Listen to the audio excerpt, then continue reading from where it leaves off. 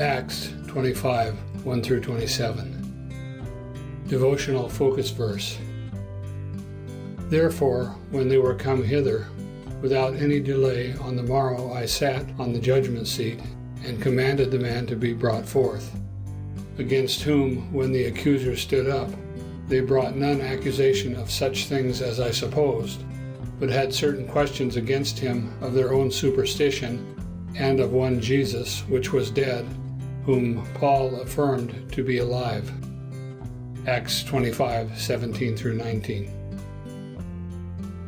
There are certain defining moments that fundamentally change the future of an individual, a movement, a nation, or even the world.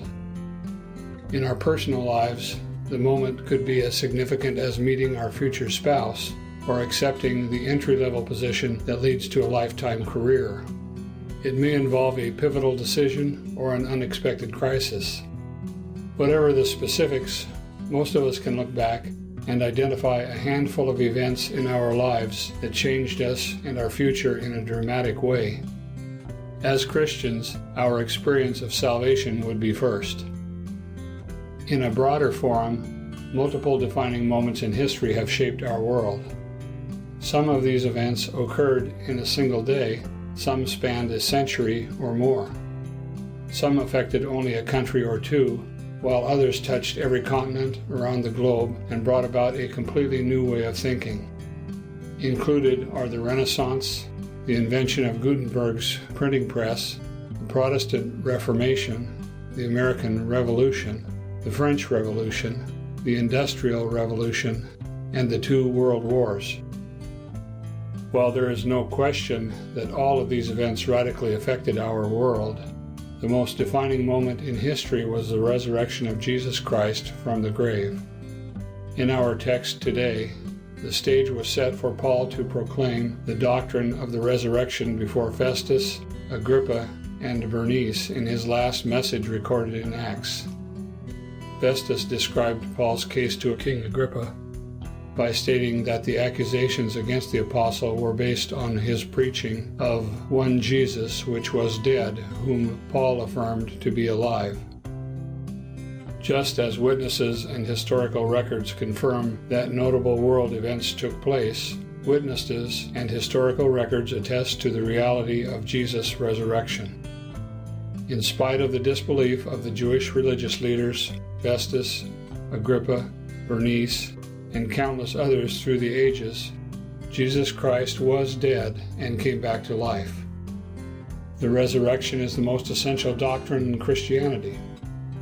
Paul boldly testified to it, declaring at various times in his ministry and epistles that if Jesus Christ was not raised, then preaching is vain, our faith is ineffective, we are yet in our sins, the dead perish without hope, and Christians who are alive are, of all men most miserable, 1 Corinthians 15:19, having no hope beyond the grave. Now the question is this: what will we do with the reality of the resurrection? Some people, like the religious leaders of Paul's day, will try to ignore or discount the event. Others, however, will acknowledge the defining nature of that long prophesied and amazing occurrence, and worship Jesus Christ as their risen Lord. Let us purpose to be among the latter, to cherish and uphold the doctrine of Christ's resurrection, and like Paul, to be faithful in proclaiming it. Background information. In chapter 25, the high priest and Jewish religious leaders brought accusations against Paul, this time before Porcius Festus, the governor who succeeded Felix. Verses 1 through 12 cover the Jews' plotting and charges against Paul, and the apostles' request to be tried before Caesar. Verses 13 through 22 record Agrippa's arrival in Caesarea and Festus' explanation to him of the dilemma regarding the charges against Paul, who he knew to be innocent. The final 5 verses of the chapter describe Festus' introduction to Agrippa prior to Paul's defense, which is recorded in chapter 26. Until Festus' arrival in Judea, historical records make no mention of him. He succeeded Felix when Felix was recalled to Rome to give an account for disturbances that had occurred under his jurisdiction. This likely took place about AD 58 or 59. Since Felix had failed to deal with the accusations against Paul, Festus had to make a determination about the prisoner after he assumed the office of governor. The Jews wanted to have Paul sent to Jerusalem, intending to ambush and kill him as he traveled there. In their request to Festus, the statement that they desired favor against him, verse 3, indicates they pled with Festus in an urgent and persistent manner. Likely, the planned ambush involved the 40 plotters whose earlier attempt had failed, see Acts 23:12-24, and who were more anxious than ever to achieve their goal of eliminating Paul. However, Festus denied their request and said Paul would be kept in Caesarea and his accusers would be invited to come there. At the arraignment about 10 days later, the complaints against the apostle were many and grievous, literally weighty, but they could not be proved because Paul was not guilty of breaking either Jewish or Roman law. The case should have been dismissed at that point, but Festus was willing to do the Jews a pleasure, verse 9, indicating that Festus was primarily concerned about what would best serve his own interests. When Festus asked Paul if he would be willing to go to Jerusalem for a trial, the apostle asserted his legal right as a Roman citizen to be tried before a Roman tribunal. The council, translated from the Greek word symbolium, that Festus conferred with in verse 12 was not the Sanhedrin, Synedrion in Greek, but a group of advisors to the governor. Herod Agrippa II, officially named Marcus Julius Agrippa, sometimes called simply Agrippa, had come to power in AD 53 and governed most of Judea by the time of Paul's trial. The son of Herod Agrippa and grandson of Herod the Great, he was the last of the Herodian dynasty and the final Jewish ruler to have the title king. The emperor had given Agrippa the right of superintending the temple in Jerusalem and appointing its high priest, and he was considered to be thoroughly Roman in tastes and sympathies. He had a close acquaintance with the historian Josephus, having supplied him with information for his history, Antiquities of the Jews. Josephus preserved 2 of the letters he received from Agrippa. Bernice was a sister to Agrippa and, according to historians, was living in an incestuous relationship with him at the time of Paul's trial. In verse 19, Festus acknowledged to Agrippa that the real contention surrounding Paul's teaching related to the doctrine of the resurrection.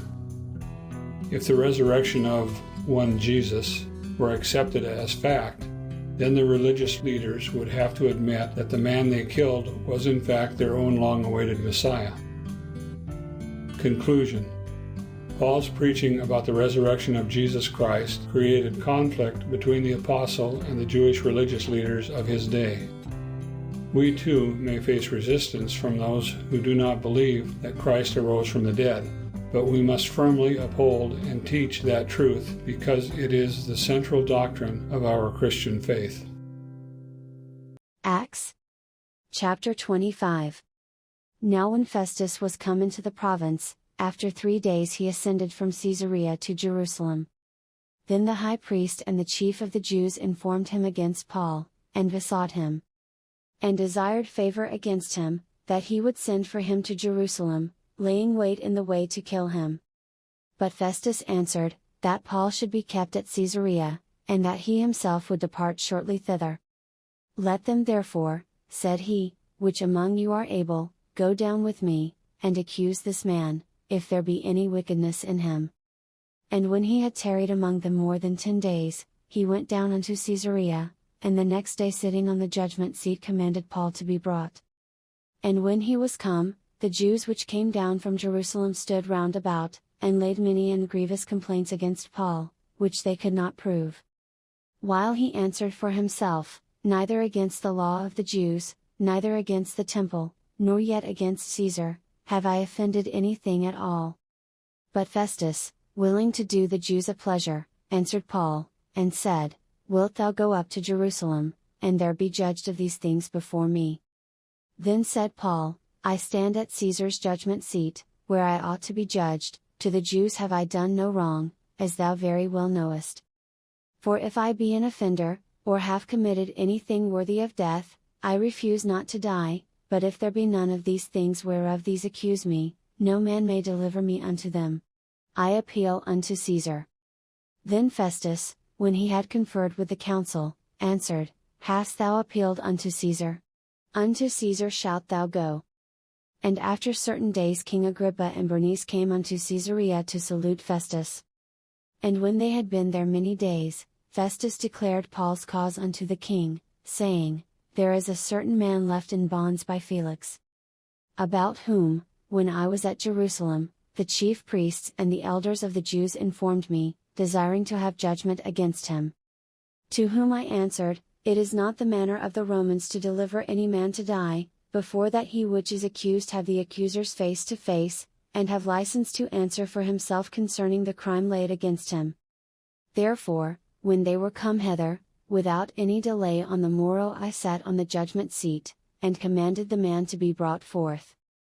Against whom when the accusers stood up, they brought none accusation of such things as I supposed, but had certain questions against him of their own superstition, and of one Jesus, which was dead, whom Paul affirmed to be alive.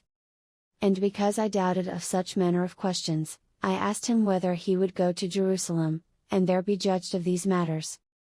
But when Paul had appealed to be reserved unto the hearing of Augustus, I commanded him to be kept till I might send him to Caesar. Then Agrippa said unto Festus, I would also hear the man myself.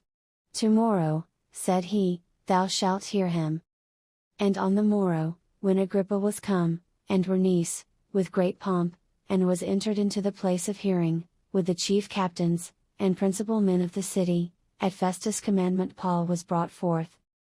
And Festus said, King Agrippa, and all men which are here present with us, you see this man, about whom all the multitude of the Jews have dealt with me, both at Jerusalem, and also here, crying that he ought not to live any longer.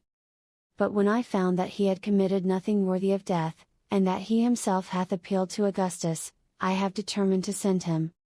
Of whom I have no certain thing to write unto my Lord.